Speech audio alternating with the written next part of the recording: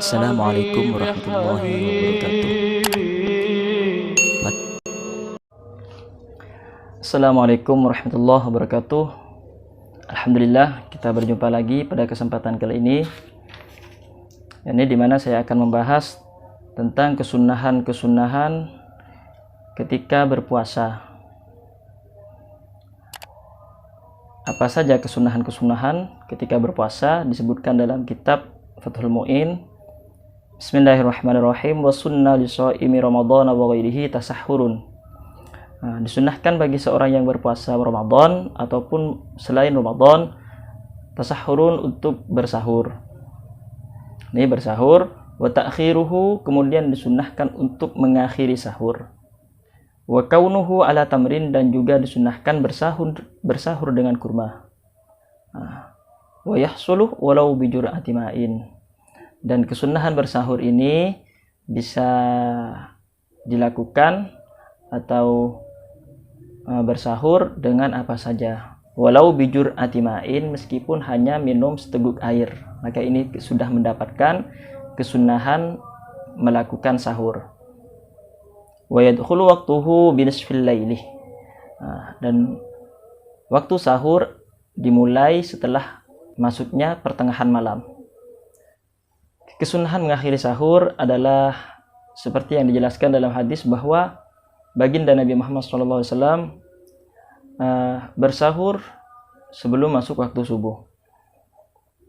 Yani antara waktu sahur baginda Nabi Muhammad SAW dan waktu subuh adalah sekitar membaca ayat Al-Quran 50 ayat.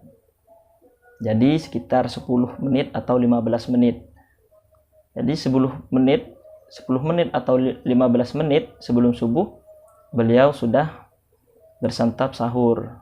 Itu yang disunahkan untuk mengakhiri sahur sampai 10 menit atau 15 menit sebelum subuh.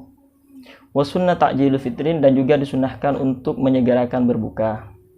Idza tayaqqanal ghurub, ketika sudah yakin bahwa sudah masuk waktu maghrib, maka disunahkan untuk segera berbuka. Wa kaunuhu bitamrin, berbuka disunahkan juga dengan kurma. Wal akmal ayyakuna bi thalathin, lebih sempurnanya adalah dengan 3 biji kurma. Wa illam yajidhu fa ala hasawati ma'in, dan jika tidak ada kurma maka berbuka dengan beberapa teguk air. Kemudian disunahkan juga untuk membaca doa setelah berbuka, yakni doa Allahumma laka sumtu wa ala rizqika aftartu. Dan dhahaba adh-dhama'u wabtallatil uruqu wa thabatal ajru insyaallah taala. Itu doa setelah berbuka. Kemudian wa sunna ghuslun an nahwi janabatin qabla fajrin. Disunahkan untuk mandi menghilangkan hadas besar bagi seseorang yang junub pada malam hari. Disunahkan untuk mandi menghilangkan junub sebelum subuh. Jadi itu sunnah.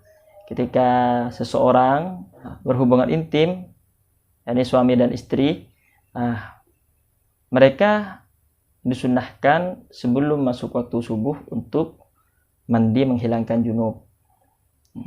Adapun jika mandi setelah subuh, maka itu tidak membatalkan puasa, akan tetapi tidak mendapatkan kesunahan mandi sebelum subuh.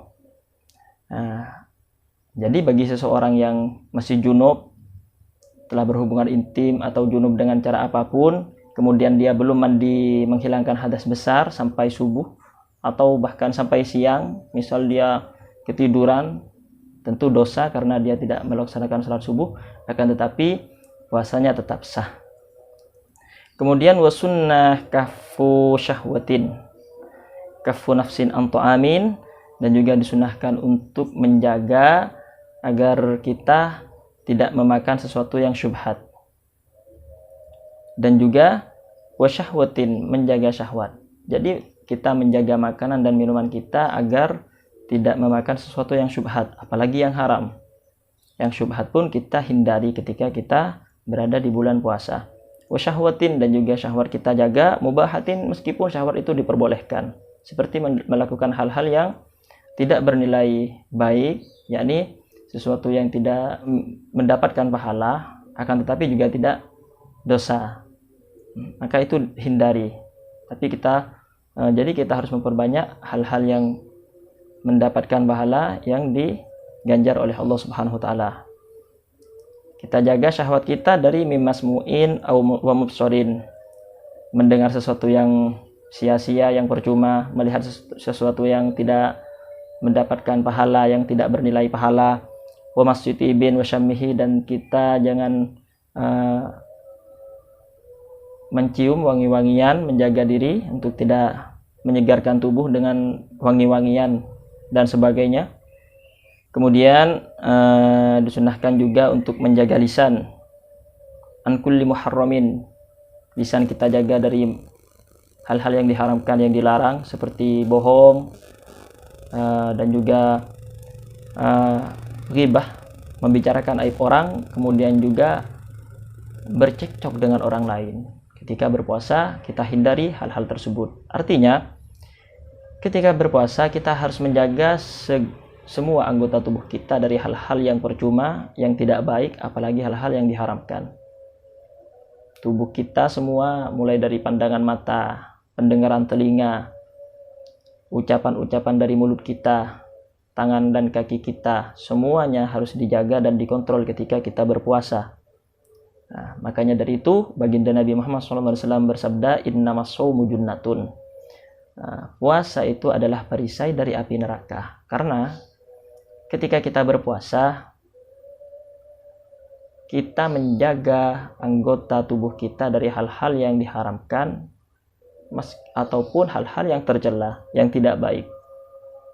Kan tetapi kita melakukan hal-hal yang meningkatkan kebaikan kita, meningkatkan ibadah kita. Nah, maka dari itu kata baginda Nabi Muhammad SAW, ketika ada seseorang yang bercekcok dengan kita, walau syatamahu ahadun au qatalahu falyaqul inni shaimun inni shaimun. Jika ada yang mengatakan, yang ingin bercekcok, ketika ada yang ingin bercekcok dengan kita, maka kita mengucapkan dalam hati kita, saya berpuasa, saya berpuasa. Ingatkan diri ini jangan sampai bercekcok atau mengeluarkan ucapan yang tidak baik. Kemudian di bulan puasa, ketika berpuasa juga disunahkan iktsaru shadaqatin, memperbanyak bersedekah, wa tausi'atin ala iyalin, dan juga memberi lebih kepada keluarga. Misal pada hari-hari biasa kita bersedekah hanya 5.000, 10.000, kita tingkatkan menjadi 15.000, 20.000. Kemudian memberi nafkah kepada keluarga kita yang biasanya 5.000, 10.000, kita tingkatkan menjadi 15.000, 20.000. Artinya kita tingkatkan dari bulan-bulan selain bulan puasa. Wa ihsanin alal aqrib wal jiran, kita tingkatkan kebaikan kita kepada kerabat-kerabat kita dan tetangga-tetangga kita. Lil ittibaih, karena mengikuti apa yang disabdakan, yang diperintahkan, yang dilakukan oleh baginda Nabi Muhammad SAW. Dan juga disunahkan untuk memberi buka kepada orang-orang yang berpuasa, meskipun hanya memberi seteguk air, meskipun hanya memberi seteguk minuman. Itu kesunahan ketika berpuasa. Wa iktsaru tilawatil Qur'an, memperbanyak membaca Al-Qur'an. Karena tentu di bulan Ramadan diturunkannya Al-Qur'an, jadi kita tingkatkan membaca Al-Quran ketika bulan Ramadan. Yang biasanya 1 bulan 1 kali, kita tingkatkan pada bulan Ramadan 2 kali, 3 kali, 4 kali, atau seterusnya. Yang biasanya 2 bulan sekali hatam, di bulan Ramadan ditingkatkan 1 kali hatam, 2 kali hatam, 3 kali, atau seterusnya. Dia memperbanyak membaca Al-Quran dimanapun, di rumah, di kantor, di masjid, di toko, atau di tempat kerja, dimanapun, di tempat parkir, kita membaca Al-Quran. Terlebih kita membaca Al-Quran sambil bertadabbur, mengkaji Al-Quran. Kita mengkaji Al-Quran kepada seseorang yang alim, kita mengaji tentang Al-Quran, itu lebih baik. Wa iktsaru ibadatin wa i'tikafin, dan juga memperbanyak ibadah dan i'tikaf. ibadah apapun kita tingkatkan ketika berpuasa, ketika di bulan Ramadan. Iktikaf kita juga perbanyak di bulan Ramadan. Siyama asyri akhirihi, terlebih pada 10 akhir bulan Ramadan, yakni tanggal 21, 22, 23 sampai akhir bulan Ramadan. Kita tingkatkan iktikaf kita, perbanyak di masjid-masjid tiap malam. Fayata'akkadu lahu iktsaru salasatil madhkurati lil ittiba'i. Jadi disunnahkan untuk memperbanyak ibadah, memperbanyak baca Al-Quran, memperbanyak iktikaf di bulan Ramadan karena mengikuti apa yang diperintahkan dan dilakukan oleh baginda Nabi Muhammad SAW. Apalagi seperti yang kita ketahui bahwa di bulan Ramadan ada suatu malam yang mulia, yakni malam Lailatul Qadar. Jadi kita memperbanyak ibadah di bulan Ramadan, kita berharap untuk mendapatkan malam Lailatul Qadar, yang mana al-hukmu wal faslu awi syarafu wal amalu fiha khairun minal amali fi alfi syahrin laisa fiha Lailatul Qadri. Kemuliaan beramal baik di malam Lailatul Qadar itu lebih utama dan lebih baik daripada beramal 1000 bulan selain di malam Lailatul Qadar. Jika dijumlahkan 1000 bulan adalah 83 tahun 4 bulan. Jadi beribadah pada malam Lailatul Qadar itu lebih baik dari beribadah selama 83 tahun 4 bulan. Itu kemuliaan malam Lailatul Qadar, yang mana kita mengharapkan untuk mendapatkan kemuliaan malam Lailatul Qadar ini. Wahiyya munhasiratun indana fihi, dan sangat memungkinkan malam Lailatul Qadar ini jatuh pada 10 akhir bulan Ramadan.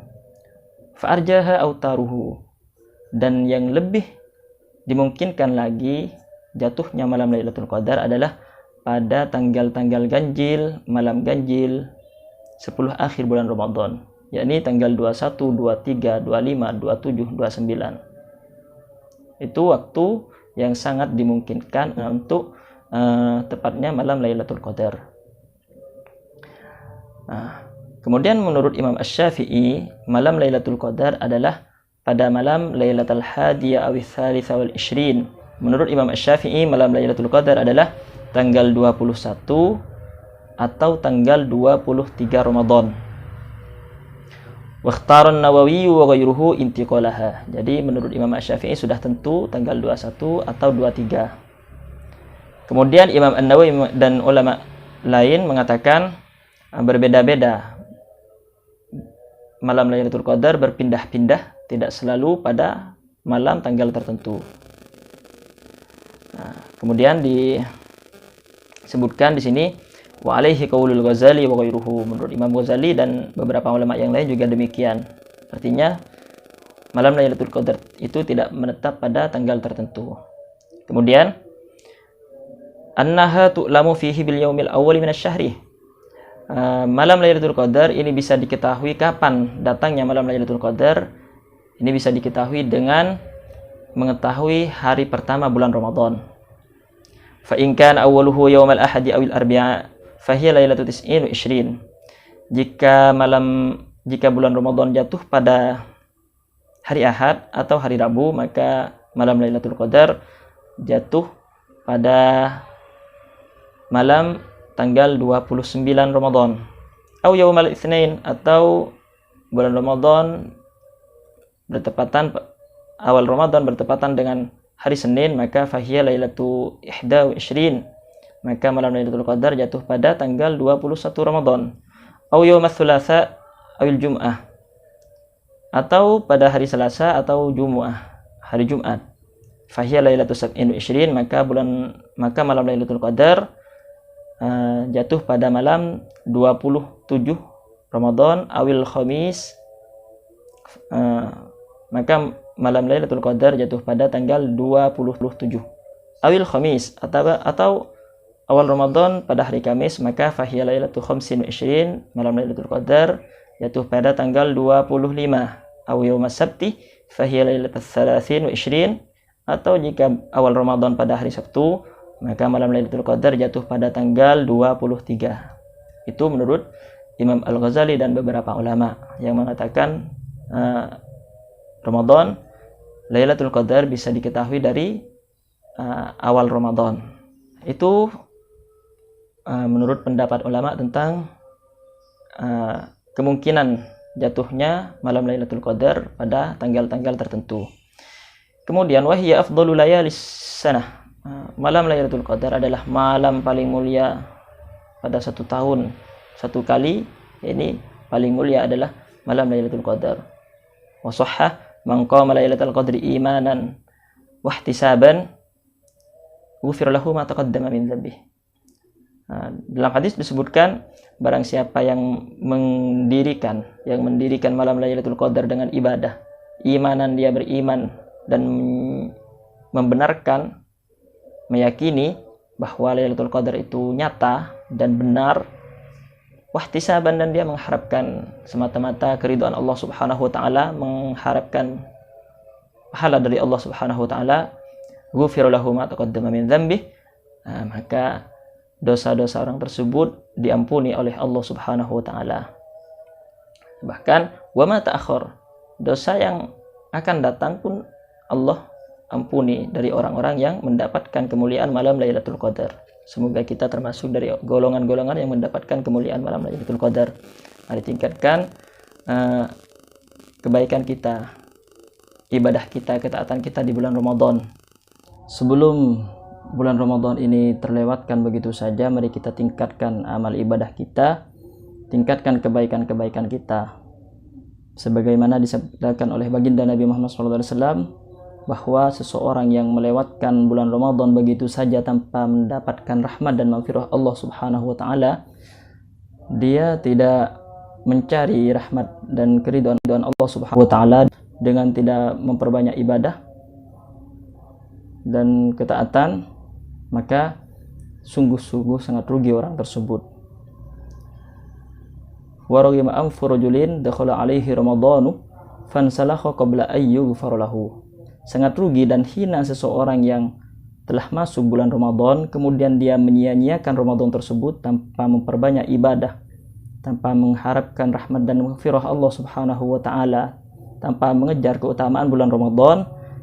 Fansalakha qabla ayyughfar lahu, kemudian Ramadan tersebut terlewatkan begitu saja tanpa orang tersebut mendapatkan maghfirah dari Allah Subhanahu wa taala. Semoga amal ibadah kita diterima oleh Allah Subhanahu wa taala, puasa kita diterima, tarawih kita diterima oleh Allah Subhanahu wa taala, dan kita mendapatkan maghfirah Allah Subhanahu wa taala. Demikian apa yang bisa saya sampaikan. Semoga bermanfaat. Wassalamualaikum warahmatullahi wabarakatuh.